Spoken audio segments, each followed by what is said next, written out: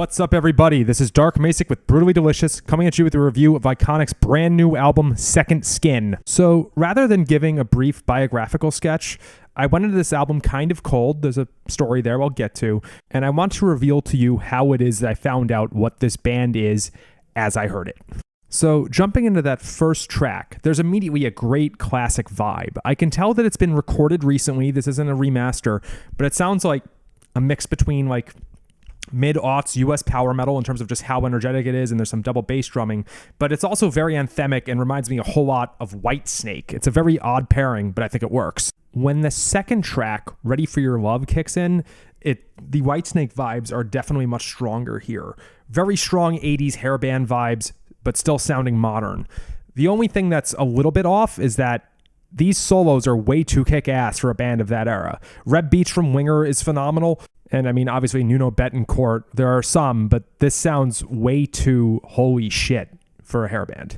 Around the time the title track kicks in, I'm really asking myself, is this a supergroup? And that's when it hits me that I've heard of this band before. This band has Joel Hoekstra on lead guitar.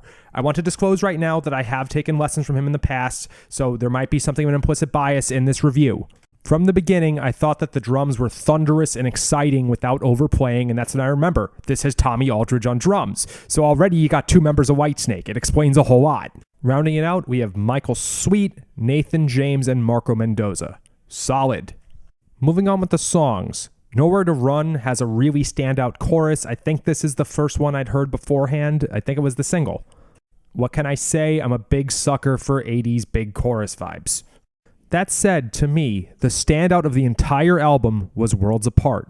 I think this is a beautiful ballad. It's very well written. It's not nearly as generic as most of the era that they're going for. That said, because it does have the modern vibe, it reminded me a little bit of the Pretty Maids' Will You Still Kiss Me If You See Me in Heaven. It's just way more sophisticated than that one is.